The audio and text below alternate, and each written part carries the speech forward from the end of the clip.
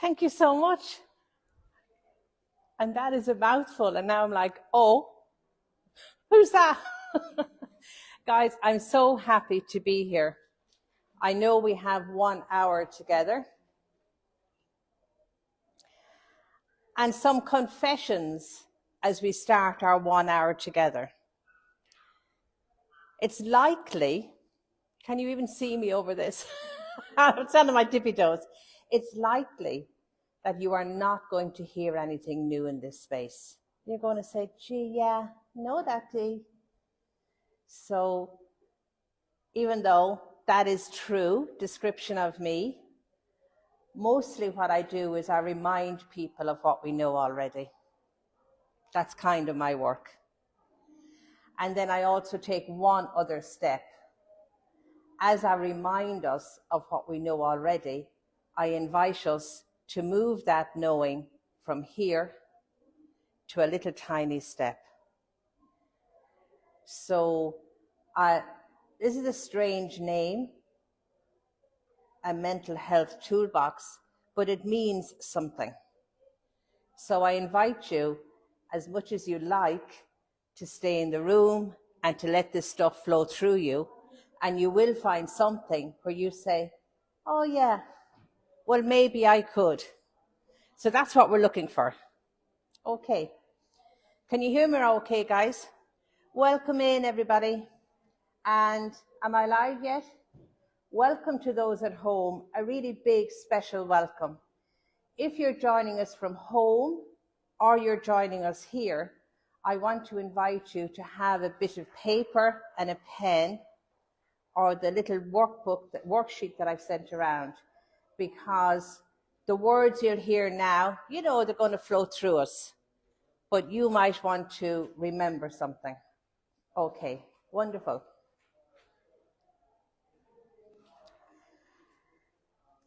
So we're in the business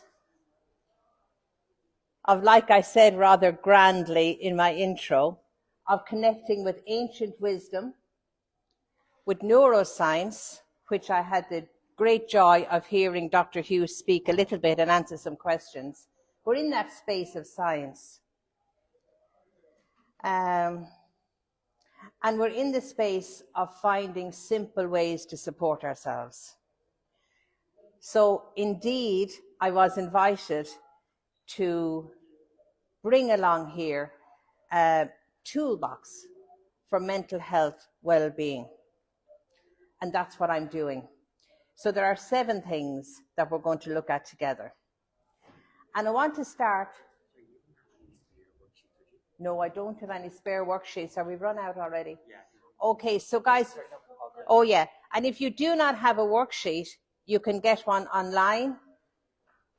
If you do not have a worksheet in the room here or at home, please get some pages and write. Okay. So I want to begin with a quote from Jon Kabat-Zinn.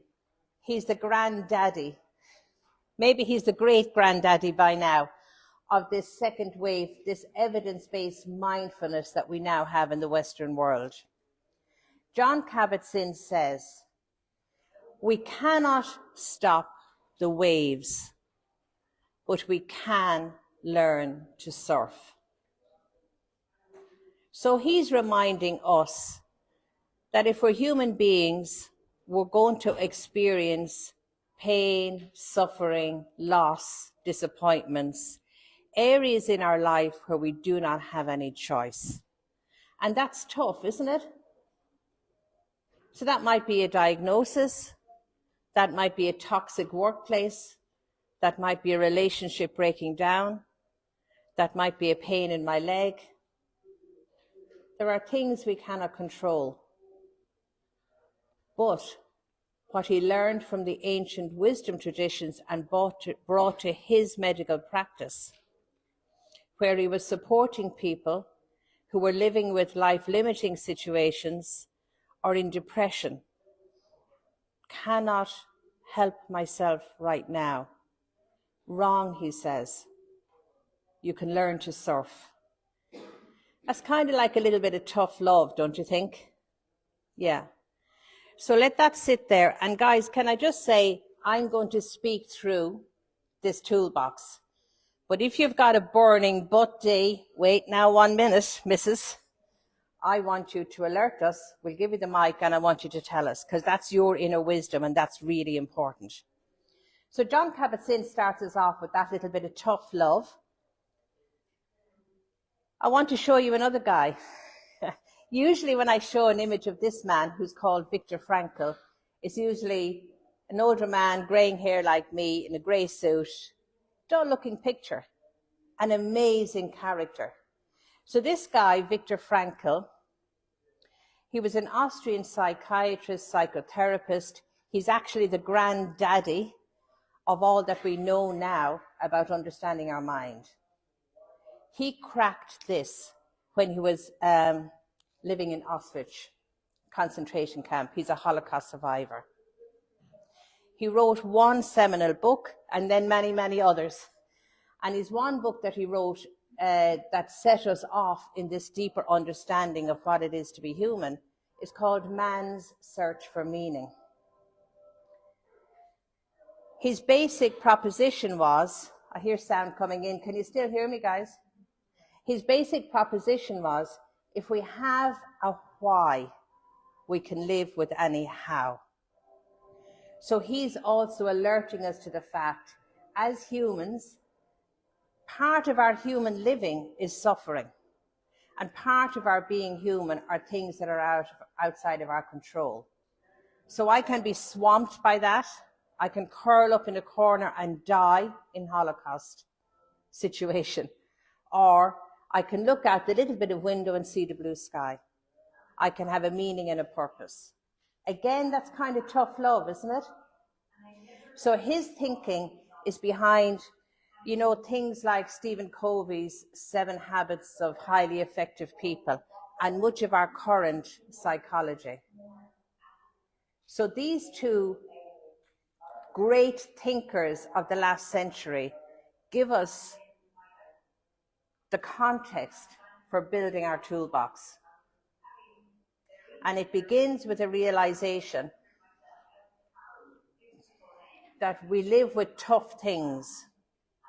And sometimes tough things happen and we have very little choice to change that tough thing. But we have a world of choice about how we live with that tough thing. And that is what our mental health toolbox is about.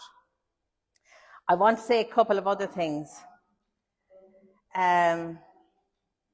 Oh yeah, the quote from this guy might help us start off.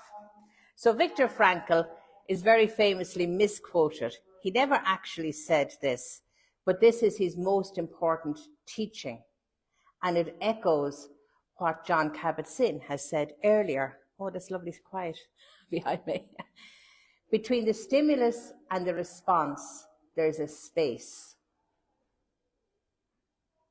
In that space is our power to choose our response. In our response lies our growth and freedom. Do you get that? So it's kind of like I'm in deep stress and distress. I don't really know about it, but I'm spinning in my head. I'm catastrophizing. I'm in a bad place. I'm in a dark hole. Things are difficult. If I don't pause, my way of living in the world is I react out of that dark place. I'm going to lash out at you. I'm going to think I'm stupid. I'm going to think there's no future. You know, I go into that space. As I learn to pause, and I'm coming back to our lovely Dr. Hugh next door, as I learn to pause, I realize, like Viktor Frankl realized, now the foundation of much psychology, and as John Kabat-Zinn realized from learning from the wisdom traditions in the East, if I pause, I can choose my response. So then I'm in a place where I'm not just my stressor, my problem, my challenge, my catastrophe. I am living with the challenge and I am me and I have some agency. Am I still in the place of tough love? So this is probably a good time to say, Sometimes when people say, oh, your mental health toolbox and Dee Hennessy going on about, ancient wisdom traditions and neuroscience and nature, woo, woo. No, it's not woo, woo. Everything I say from here on in is evidence-based. We know this stuff works. We know it now, interestingly enough, largely through MRI scanning, and we see what's going on in the brain. We heard a little from Hugh about our brain is a muscle, and it does change. And we can spend less time on the old brain response and more time in the place of clarity, focus, and calm by this pausing business. But before we go into building the toolbox, which I'm going to do right now, if you're at home, get your pen and paper. Before we go into building the toolbox, I want to just say very clearly a couple of things. We are not in the place of toxic positivity. We are not saying, no, sure, everything is lovely and the world is beautiful. We're not saying that. We're saying there are hard things and we have to live with the hard things. So there's no toxic positivity here. We're not into spiritual bypassing, which is another way I can say, oh yeah, I have MS, but no, I'm grand. No, whatever your experience, whatever your challenge is a challenge. And the way through the challenge is to say, yeah, this is hard. I don't like this. That's the way through, not the spiritual bypassing. So no toxic positivity here, no spiritual bypassing here. Here, we're looking for that pause, that space between knowing I have to live with the hard thing and not being swallowed up by it. So that, like John Kabat-Zinn, I can learn to surf rather than snowed under. Like Viktor Frankl, I can know that the way to live well with the hard thing is to pause and say to myself, this is bloody hard. Now, what's the wisest way for me to respond to the immediate challenge? Any but D's? Are we okay? Okay. Great. So the first two things we're going to put in our toolbox, you absolutely already have. So like I say, my whole professional life is as a reminder. So here's reminder number one. I want us to connect, each one of us in the room, and each one at home who's with us, please, I want us to connect with what we already have in terms of resilience. So I'd like you for the next couple of minutes to lower your gaze and to go inwards. I want to invite you to remember a previous time in your life where you had a difficult time. You were up against it. Something deeply disruptive happened in your life and you came through. So I want you first of all to actually connect with some difficult period, some awful situation that happened in your life some time ago. Can we have a show of hands if you've connected? Wonderful. At home, please get specific, a time and a place and a situation. And now I want you to stay in the quiet, inward-looking gaze for another minute. And I want you to identify what got you through. What in you did you draw on that you say, yeah, when I look back at that, I cannot believe that I spent that 3 months. I don't know why I'm talking about toxic relationships. I don't have a toxic relationship, but it seems top of mind here at this part of the room. I spent 3 months in this toxic relationship, my whole self being beaten down, losing myself, fearful, frightened, having an awful time. But you know what? I got through it. And now looking back, I can say I got through it because I drew on what in myself. So I want you to name, and you might be sitting there saying to yourself, no, I don't have anything. That's not true. You would be a dead dodo if you did not have some resilience. So if you're in this room, you're sitting here, you most certainly do have something that got you through.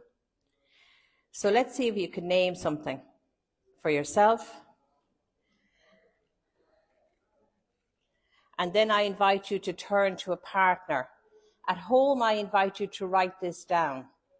Here's the awful situation. Can't believe, looking back on it, that I lived through that. Here's what got me through. So if you have the worksheet there, you might write something down. And then when you're ready, I'd like you to just turn to the person beside you, the person nearest to you, and what can you say of that business?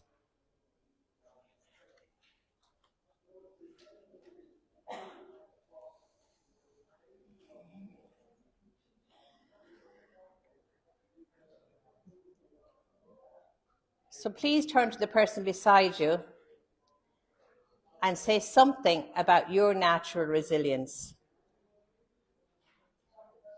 I know I have within me.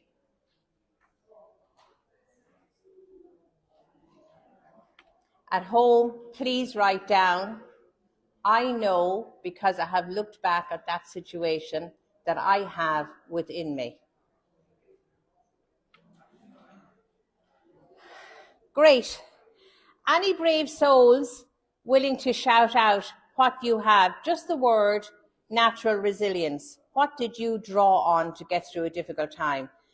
Please, we help each other so much when we can name this, and we also help ourselves. Any offers? Just put your hand up and you can just shout out the word.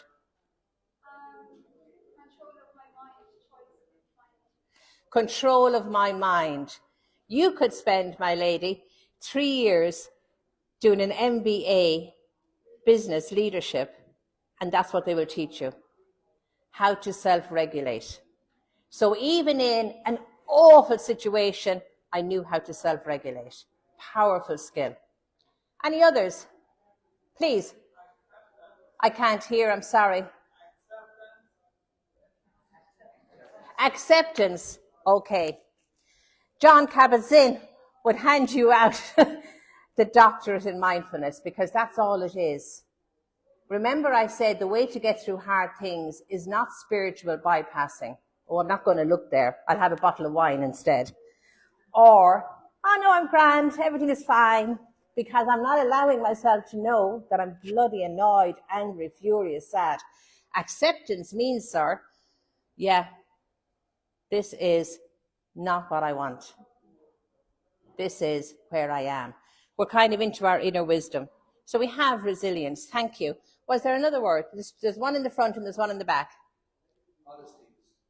I'm going to come to you, sir. Determination. Grit.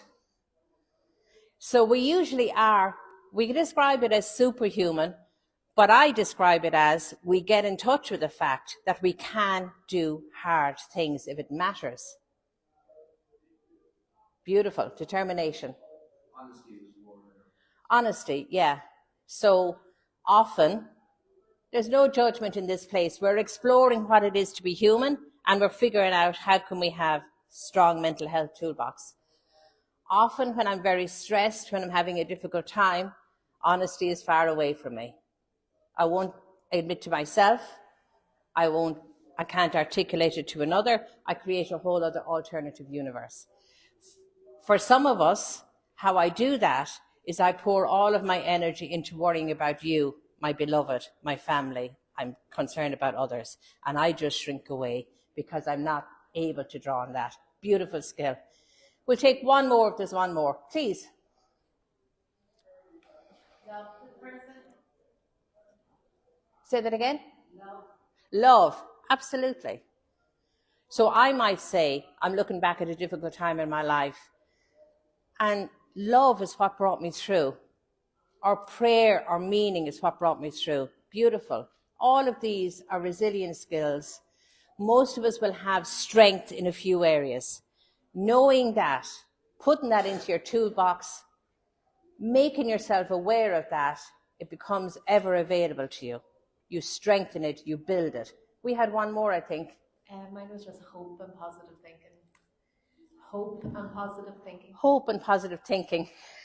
Viktor Frankl spent his whole life helping us to notice that. I can be in a prison cell, deprived of my freedom, no hope, you might say, and I might look at the prison yard and the rain and the dirt. That now is my life. Or I might use my eyes to look at the blue sky. Opens up my imagination, healing, all sorts of other things. Perspective. So having hope. That is not toxic positivity, by the way. I'm in the cell, I'm locked up, things are hard, and I can have hope. Fantastic. Okay, so it is super, super, super true that I'm not saying anything new. But knowing what are my natural resilience skills and paying attention to them, they will serve me well. So that goes into my toolbox. Okay, can I keep going? Okay, so have I missed out on one? So the next thing that we want to look into our school box is, again, something that we already have. I want to use the word flow activity. Anybody in the room know what that means? Okay, but we all do really, so sorry about the term, but I want you to write down the term in case you like it and you want to do more with it. A flow activity is when I'm doing something and I don't have to say, Dee, this is your time for relaxing. Don't be worrying about those MS people. This is the time for relaxing. You relax now, Dee. I don't have to say any of that stuff because I'm just in the zone. My flow activities would include, I'm out in the back garden, I'm digging and mucking about the place. I'm in the zone. Nobody has to tell me to relax or to switch off the washing machine of stress and catastrophizing or worrying or anything like that. It's just gone because I'm just doing the thing. Another flow activity for me is I have an old woods near me. So just going up to the woods and walking. Nobody has to say, now Dee, this is your relaxing half hour. This is the time to relax. Please don't stress. Please relax. No, because once I get to the woods, I'm just in the moment. Everything else has gone out of the head. Do you have anything like that? Okay, beautiful. So that's called a flow activity. It comes from the world of cognitive behavioral therapy. It's a very evidence-based, very quick way of getting me out of a funk. It's also a very evidence, quick way of getting me to build my mental health. You know, I brush my teeth to look after my oral hygiene. I know about flow activities and I do them to look after my mental well-being. Next little invitation. I'd like you to, in your quiet there now, I want you to identify five flow activities that are in your life. You guys at home, this is really important because this is a tool you already have. I'm just reminding you. 5 flow activities. Maybe it's baking, fishing. Maybe it's sitting on the couch stroking my fur baby. Maybe it's spending time with a friend who doesn't always talk about the thing that is difficult in my life, but gives me a belly laugh. Maybe it's a great movie. Maybe it's going to a park. Maybe it's learning something new. Maybe it's playing the piano. Maybe it's singing or dancing, even in my imagination.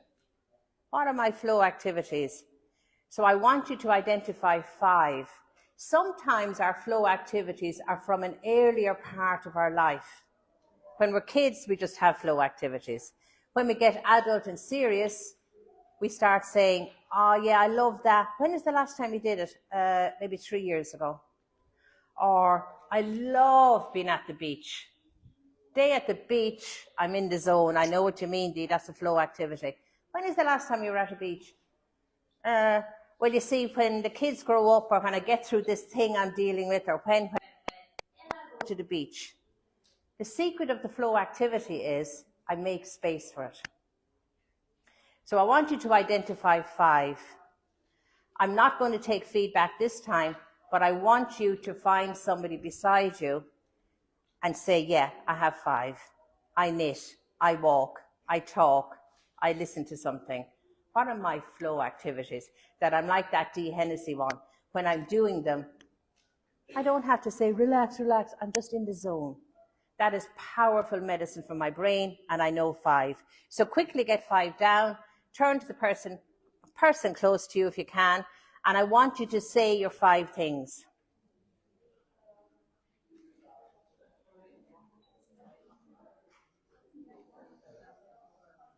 You have no partner. The lady behind you, can you turn around a little bit or sit?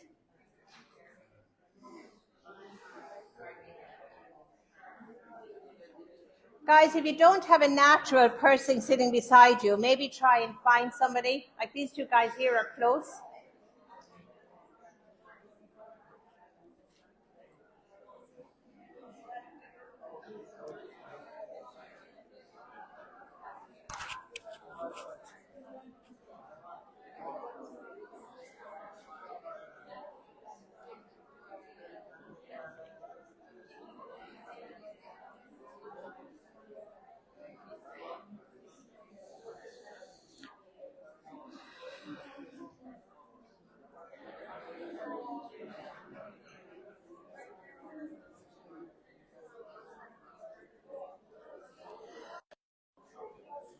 Okay, guys, I'm drawing you back, and I'm inviting the people from home to make sure you have identified 5 flow activities.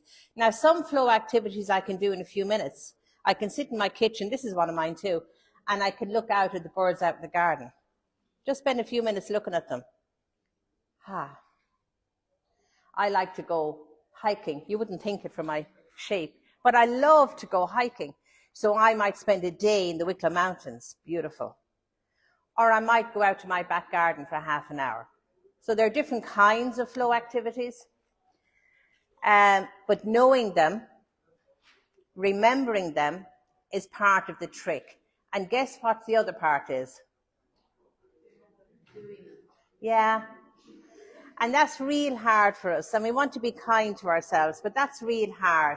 I have too much going on. I have a lot of stress. My time is not my own. My energy is not good. I have all these people expecting things of me. I'm trying to look after everybody else. Mother of God, Dee Hennessy, I haven't time to be looking at the birds out in the back garden. Well, I want to say to you, you have a powerful mental health resource if you would spend a few minutes looking out at the back garden. What happens when you do that? Yeah, and I don't even have to think about, oh, now Dee, relax. What happens is my brain moves me from the old brain stress response where I'm spinning and worrying and have so much going on and I haven't time, moves me into the parasympathetic nervous system. I don't have to know anything. I don't have to do anything. I don't have to believe anything. But I do have to do the flow activity. So it's tricky, isn't it?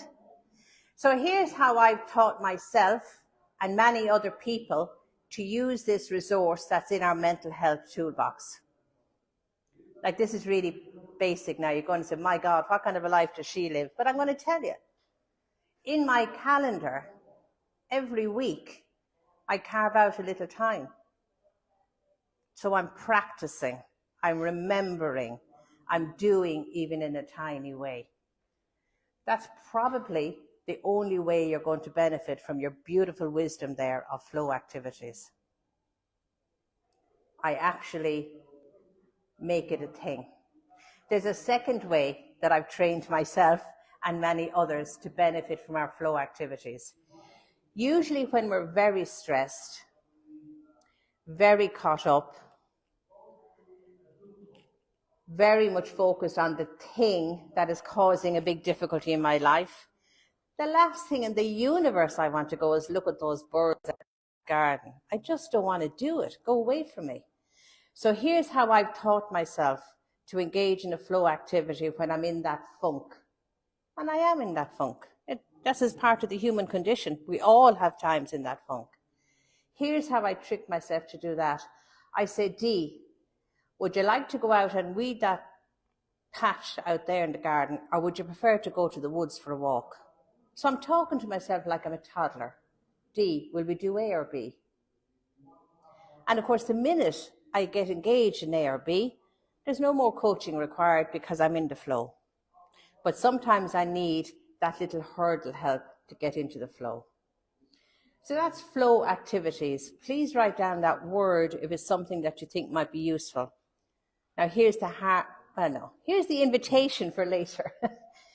So 5 flow activities is not enough. If you were working with a cognitive behavioral therapist or a mindfulness coach, they would say, Dee, I want you to write down 20 things that when you're doing them, I'm in the flow. You will balk and say, 20 things, go away from me, woman, I haven't time for any kind of activity. Actually, you will have 20 things that you once enjoyed, that you would love, but you won't give yourself the time to do it, that you used to do, but you've fallen out of the habit of, that you do occasionally. You will have 20 things easily. That is your arsenal in your toolbox, my flow activities. Make sense? Okay. So we're going to keep moving. We have 7 things to put in the toolbox. And you just zone out whenever you feel, and zone in if you think, this thing might be helpful for me. So choose.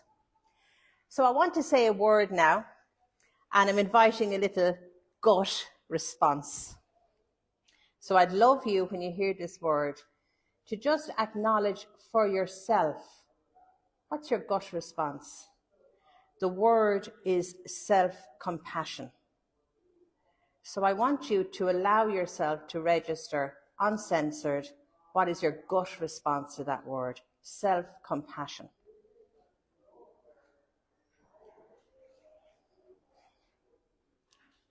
No judgment, no censorship. Self-compassion, Dee says. Put it into my toolbox, Dee says. What do I say? Gut response. Okay.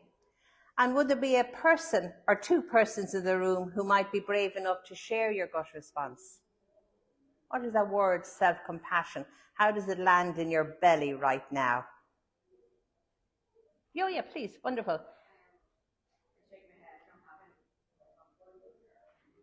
Sorry, I'm going to just make sure we all hear.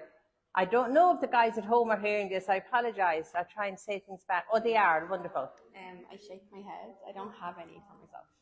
Oh. I'm like, no. Thank you so much. And I'd wager my house, which is a little cottage, which I love, but I would wager it, that you are not alone. Self-compassion. Actually, my response is, I don't have any. Beautiful. I think it's something you should have.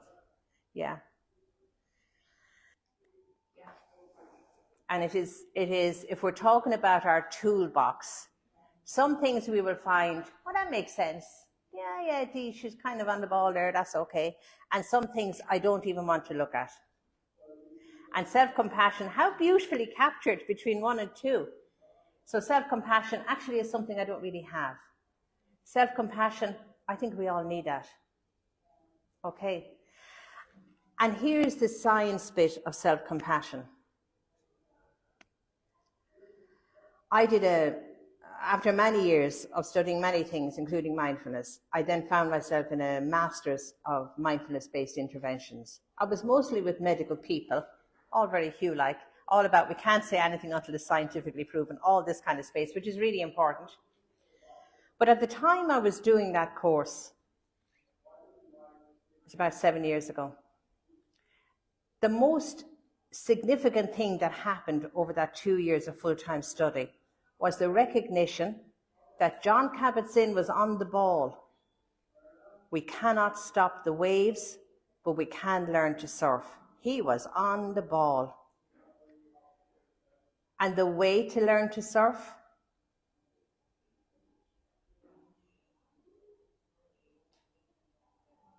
is not to be shooting, pushing the rock up a hill. Pull your socks up, Dee. Get yourself together, Dee. That's the opposite. The way to learn to surf is what? Go with the flow. Yeah. It's embrace what is. And the power of self-compassion. So we've always known that, the ancients knew it, long before we knew anything about how to measure or be scientific about anything. The ancients knew kindness is an energy.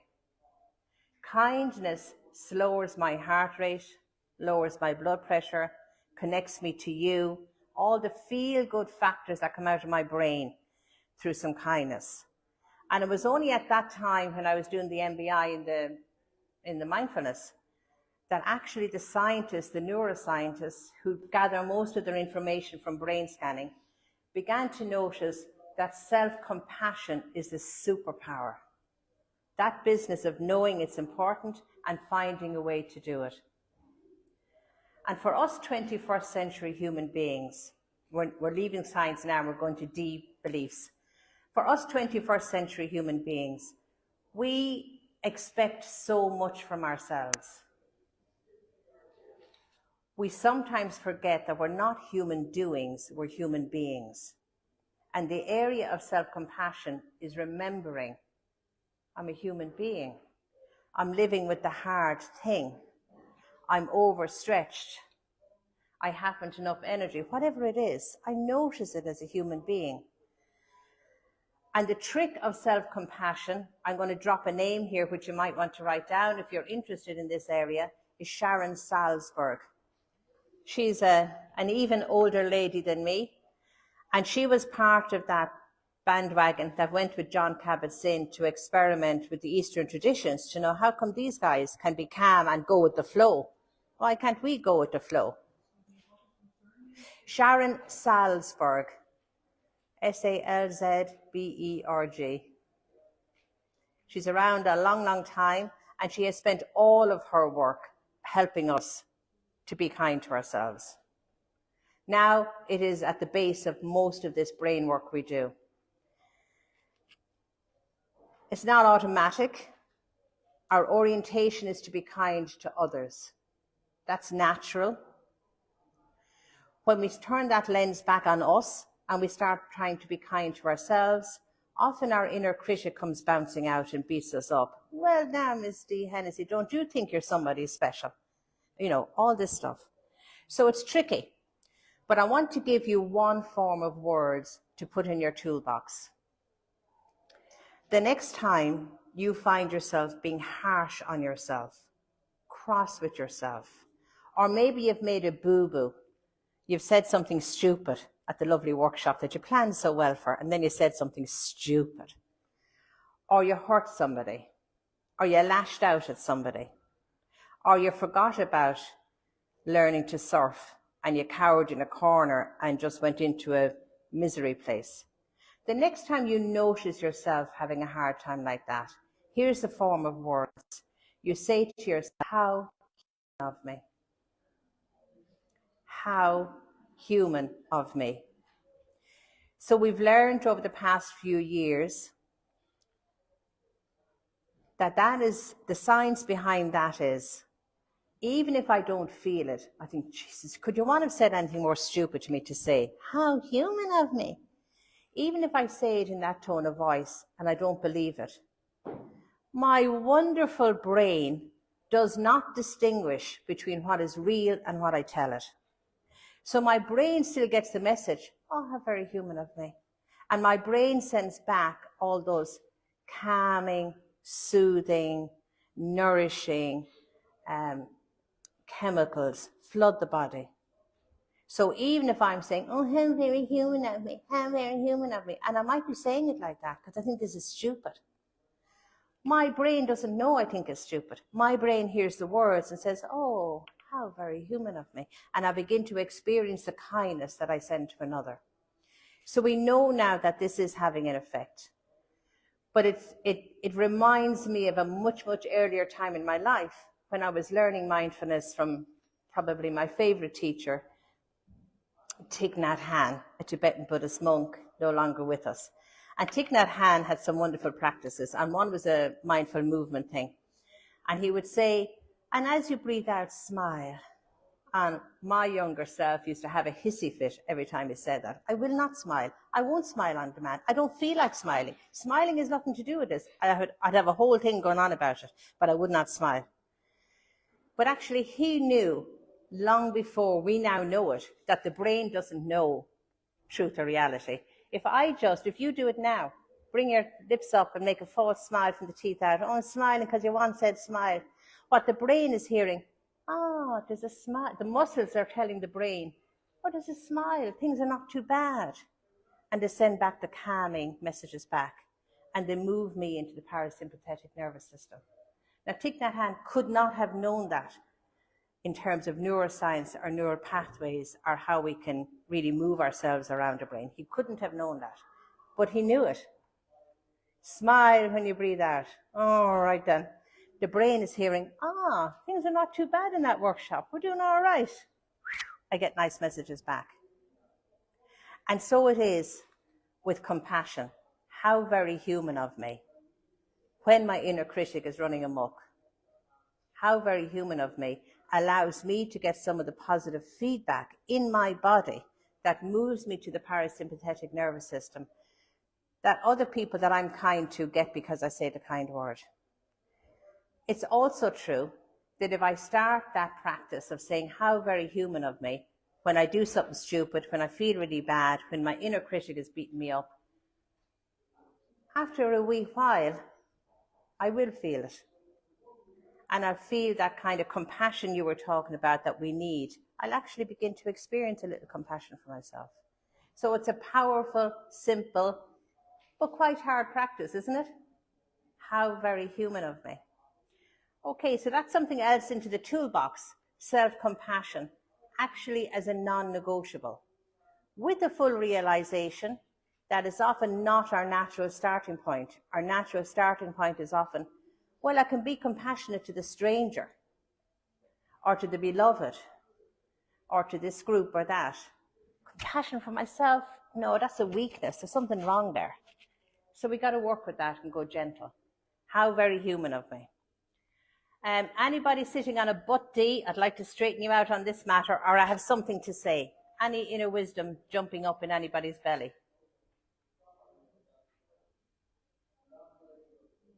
One person here up in the top, thank you. There's a mic coming to you. Sorry, I sometimes say it's okay to be a bit selfish, to look after yourself. Okay, I can almost leave the room now. I mean, that is so hard to believe. But that's, I mentioned Sharon Salzberg, her whole life. She's mostly worked with people who serve and support others, those of us who work with others. And she says, the hard lesson you need to learn, Dee Hennessy, is self-care is not selfish. That's rubbish. It's utterly essential. And we're going to come to that a little bit later, but thank you. That's true. And so these things are not easy. So we're not in the airy-fairy business of building a toolbox. We're saying there are resources, proven, evidence-based, starting from a place of kindness to myself in small steps, and they deliver the goods. And it's tricky to get started because I might be a lifetime living in a culture, in a gender, within structures and familiar situations where Dee doesn't mind, Dee will do it. You can always depend on Dee. Now, if Dee stands up and says, well, actually, I need a break. Wow, what a disruptor. What's wrong with her now? Thought she was grand. It's tough work, but it is the truth. Wonderful. Okay, so self-compassion, in a way that works for you, goes into your toolbox. So I think on the worksheet there, it says, so what kind words would you use? So supposing you're sitting here and you're saying, well, Dee Hennessy, if you think I'm going home and I'm going to say to myself, how very human of me, you're Anna, hiding to nothing. Well, what kind of kind word might you use to yourself?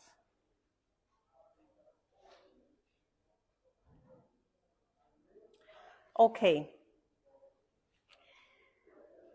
Viktor Frankl, John Kabat-Zinn, and now neuroscience itself is telling us that if I can, in the moment of high stress or difficulty, if I can pause, I'm no longer trapped in reacting without even knowing I'm reacting. I pause, I ground myself, I choose how to respond. Beautiful resilience skill. So how do we pause? So I'm going to suggest that you need two types of pausing in your toolbox. One is the SOS, and one is kind of habit energy. So let's focus on the SOS.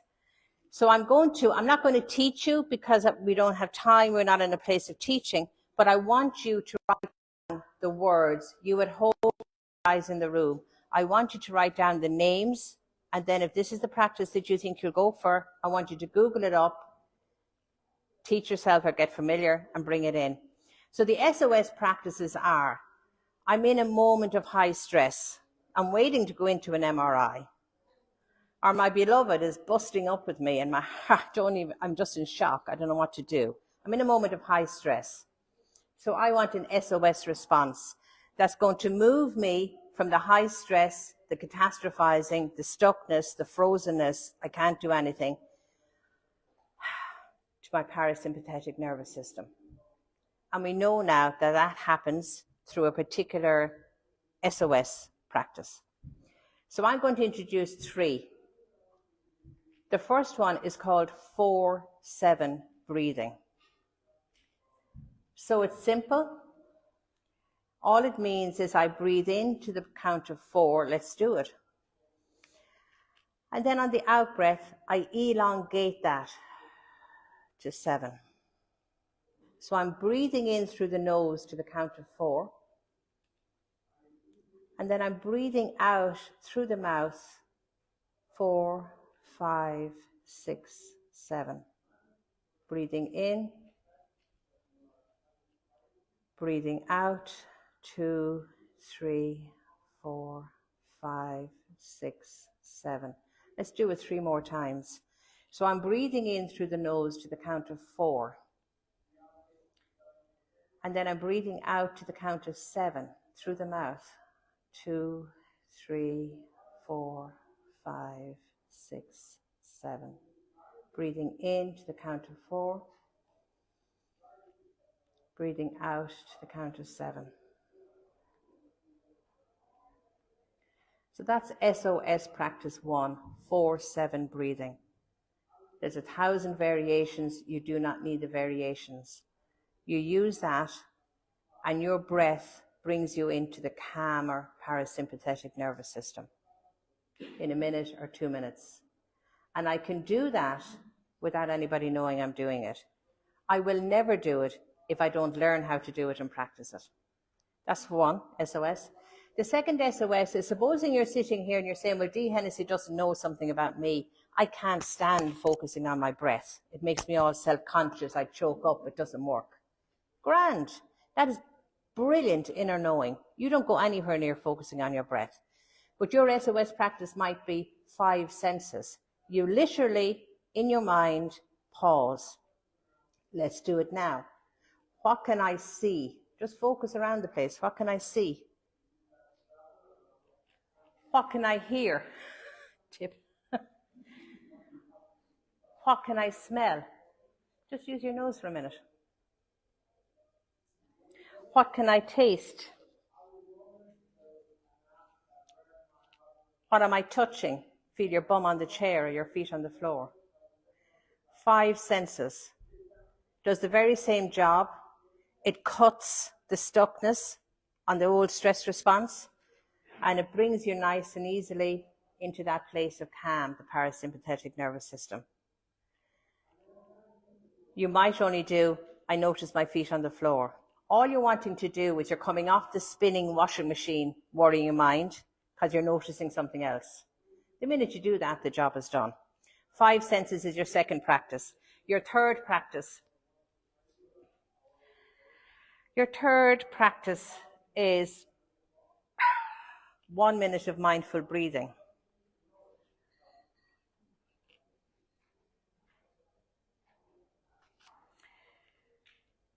So let's do it. So you just notice the breath. That's all. You don't have to breathe in any special way. But seeing right now, right here, can you notice the breath? Just noticing the breath in the body. Maybe noticing the breath in the chest area. Seeing if you can notice the slight rise of the chest on the in-breath and the gentle falling back of the chest on the out-breath.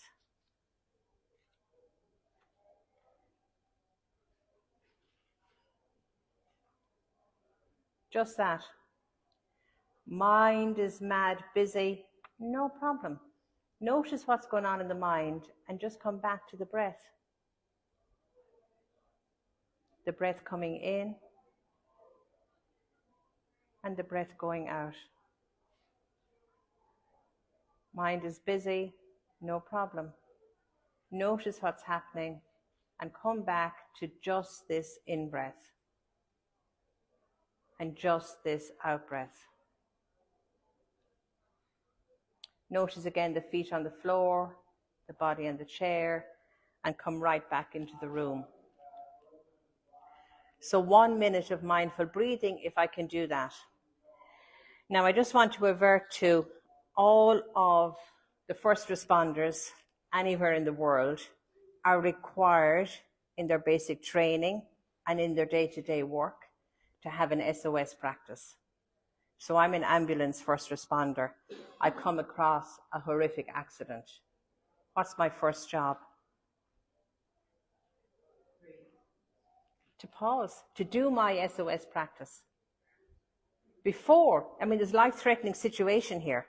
But the point is, I'm as well as being a first responder, I'm a human being.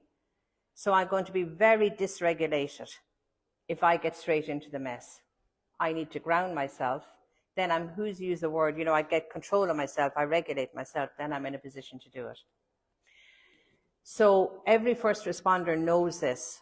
It is a requirement of the work. I turn up to a burning building. The thing is burning. Come on, let's get going. No, ground yourself. 1 minute, 2 minutes, or 3 minutes, and then go to the burning fire. So that's what we're talking about. You might want to write this down. The first responders' go-to SOS practice of choice is something called box breathing. You might want to YouTube it up and see if it's for you. It takes a little practice to get it. It's simply I breathe in, I hold, I breathe out, I hold. So when I start doing that, I might start gasping or something like that. But actually, when I get that rhythm, I breathe in, I hold, I breathe out, I hold. When my brain gets its head around that, can a brain get its head around that? I don't know. When I get used to that, it flows easily. And that beautifully and powerfully calms me down at the burning building, at the awful roadside, at whatever crisis I'm in. And for you guys, you're having a difficult day, a difficult moment. I'm facing some crisis. Box breathing might be the thing. I need to learn how to do that. And then I need to find a way to do that, to bring that into my day so that when I'm stuck, I'll go to it. Do you know what I mean? So in your workbook, I'm inviting you to find a way that you will pause. If you leave here and you say, well, what your one was on about, it might have some sense, but I haven't time for it. Well, then you won't have a toolbox that's working. The toolbox that's working says, okay, I could breathe for a minute. Okay, I could do the 5 senses thing. Yeah, I might look up that box breathing thing, and then I choose one. That is now my SOS practice. Leaders around the world, elite sports people, all sorts of people have cracked this code, and that's how they perform in extreme stress. Why not you? Wow, lecture over. Box breathing. Box, B-O-X. Excuse me, B-O-X. So the idea is I'm going around the box. So I'm breathing in, I'm holding. I'm breathing out, I'm holding my breath. I'm breathing in, yeah. And so it is a very powerful practice, and it takes a little bit to get to do it, and then it flows. Okay, guys, we're coming towards end, but we have a few more things to put in the toolbox or to throw out. So the next one, and this gentleman here helped us, I didn't get your name. Owen helped us very much because he mentioned the notion of self-care. So I've been teaching boundaries for 1,000,000 years. And I had a thought error for many of those 1,000,000 years because I taught boundaries in terms of you need to put up a fence, you see, to protect yourself. You might need to build a big wall to protect yourself. And so my emphasis was on the wrong thing. You know, I'm a slow learner. I now understand boundaries better. A boundary is what helps me to blossom. The only reason for a boundary is my roots are going to be strong, the flower is going to be beautiful, I'm going to be present to myself and to others. That's really what a boundary is. So I've dispensed with my fences and my walls. So there's a couple of things I want to say if you want to do boundary work. Well, actually, let's start with go inward again for 1 minute. You guys at home as well, please. Go inward for 1 minute. What boundaries do you need right now? Just very quickly, name it. What boundaries do you need to establish or to strengthen right now? What are they?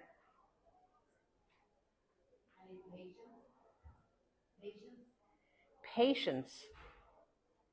You need a boundary of patience. You need patience yourself. Okay. So I need patience. So I need time to absorb and process. I need patience. So a boundary is something that's going to nourish the roots. So if the fruit is patience, well, I need to notice what's happening in me, be aware, respond with kindness, come to the place of patience. Is that what you mean? Yeah, beautiful.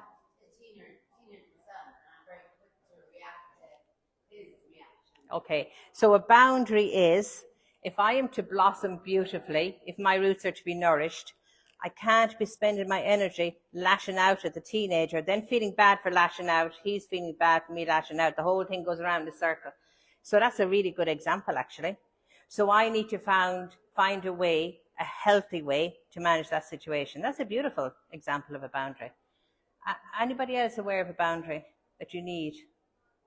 Please. I found recently that to learn, for myself the word yes and no, to remind myself that you sort of shy of saying, no, I don't want to do that, or people may think, oh, you need to do this, this is what you should do. And in order to, keep my boundaries and keep myself in my rhythm, I need to be able to tell them. So you hit the nail on the head as well. Yeah. We are in habit energy of responding to the needs of others. When you mention the word no, like I need to say no, I start freaking out. Can't say it. No. So boundaries does involve me making some choices. Let me give an example. So the way to know how to develop your boundaries is to decide what your values are. I know my core values are kindness and freedom. So I recognize when I'm in a situation where they're in a spot of bother. And I know that's the moment for me to say no. Now, I'm describing that now as, oh, okay, let's do it, then it's done. No, that's a bit of a journey from the habit energy of knowing that I don't usually pause to notice what will help me to be nourished, so that I may need to say no. And the way into that is to know what my values are, what's important to me. Particularly, you might say, what's important to me at this stage, at this moment in my life? What's important? That's then my guiding light. That tells me where the boundaries need to be. But the boundary is not about expecting another person to respect me and change their behavior. No, nothing to do with them. The boundary has only to do with me. I might need to do something to nourish my roots so that I blossom. That will begin with me knowing what my values are, and that will certainly include me making choices and sometimes saying no to certain things that drain my energy or that are not sustainable with my values. Does that make sense? So boundary work is essential. We need to finish in 2 minutes, but that's good.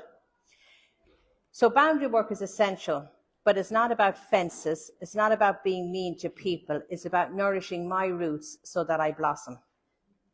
Then I'm happier, I'm myself, and I'm present to others. I continue spilling myself out all over people when I'm feeling depleted myself, I'm not myself, I'm not happy, I'm not present to others. So boundary work is important. Do it gently, start with your values. Nature, we know, nourishes. I want to say just two things about that. One is that immersion in nature nourishes. Not Dee Hennessy being out with her phone, working herself up, telling her beloved all the terrible things that have happened this morning. Then I'm not in nature. In nature means I notice nature. The native people living in Australia 6,000 years ago knew that withdrawing to nature is nourishing and healing. The Buddhist people, the Eastern wisdom traditions that John Kabat-Zinn and all the lads went off to find out how are they living so peacefully, they knew that. The Japanese, with their forest bathing many thousands of years ago, knew that. Now with neuroscience, we know a little bit of blue space, a little bit of green space actually nourishes our brain, actually, like the flow activity, brings us into calm, brings us home to ourselves. You see, nature mirrors us. Nature is like us. We're like looking in the mirror. So immersion in nature means I'm not out for a walk, banging away. No, I'm noticing something, even for a few minutes. The last thing I'd say on it, so nature belongs in your toolbox in a way that works for you. We can even have the healing power from nature by watching it on a screen or looking out the window. Isn't that amazing? Not the same potent experience, but we can have the benefits nevertheless. That's why many of us have spent a lot of lockdown watching nature programs. We were feeding our souls. So whatever your set of circumstances, you can find the nature remedy that will work for you. But just remember the key word, immersion, means I actually notice the clouds in the sky. Or I notice the feeling of me walking on the earth or something. I'm actually there. I'm not just pretending to be there. Many of us are out in nature, but we're not in nature. Do you get the distinction? So in your powerful toolbox goes real nature. And the last thing is gratitude. So this is going to perhaps drive you nuts because you know. But the point is, where our attention goes, energy flows. We know that. I'm thinking of buying a red car. What do I start seeing all over the place? Red cars. It's the Bieder-Meinhof principle. It just happens. My brain works that way. Dee wants a red car. Let's scan the environment. There, Dee, there, Dee, there, Dee. I might have been in the same neighborhood 3 weeks ago. I didn't see any red car because my brain was not working that way. Where attention goes, energy flows. So the practice of gratitude is a thing. It works in the same way as the smiling. Do you remember the false smile, the pretend to smile? I wish that fella would shut up about smiling. It doesn't matter. If I smile a little, my brain gets a message. So I might start a gratitude practice with, I'm grateful for the roof over my head. I'm grateful for, and I don't feel one bit grateful. That's okay. That's a good start place. Two things are going to happen. Your brain is going to give you immediate feedback from the Bieder-Meinhof principle. You're going to see more things. Oh yeah, today wasn't so bad actually. That was lovely, that was lovely, that was lovely. You're going to immediately start scanning the environment in a different way. And in a short period of time, you're going to change from, I'm grateful for the roof over my head, to actually saying, God, I'm really grateful to have my little cottage. I feel it. So it works on us. So the gratitude practice is something that you decide how to do it. Final tip. Our brains love ritual. So if you were going to do a gratitude practice, you might say, every morning when I wake up, or last thing at night before I go asleep, or I have a gratitude jar on the table. My brain loves me to do the same kind of thing, do you know? So that's a big hurdle help to doing gratitude. Okay, so that are the things that go into your toolbox. I want to finish with one sentence. So you might think your one is nuts. That's okay. You wouldn't be entirely alone. I want to point you to two other places where you can get a lot more about this. So I've put 7 things in your toolbox. They're door openers. You'll choose maybe one and begin your movement in that way. But if you'd like a little bit more of this, you can go 2 directions. The National College of Surgeons in Ireland, surprised the hell out of me 6 years ago, started doing courses on happiness and whatnot. Now they've really embraced medicine.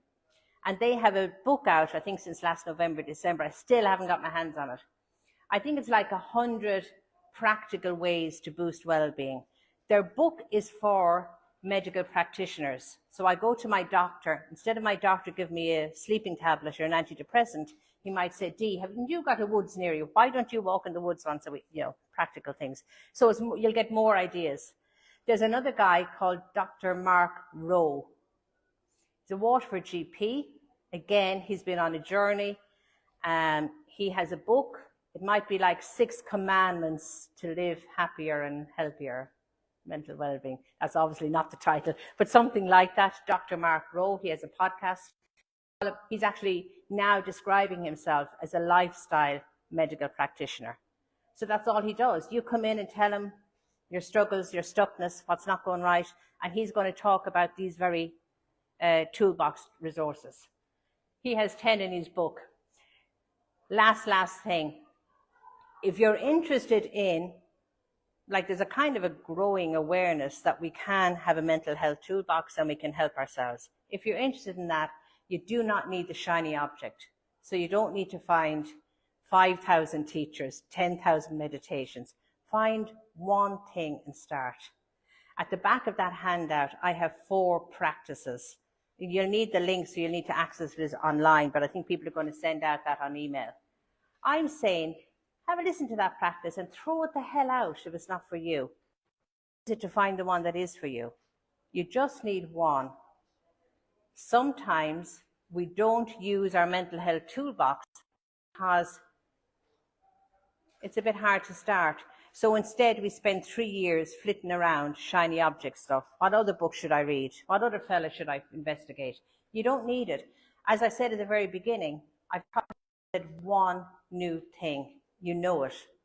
Can we help you? Can we nudge you to take a tiny step?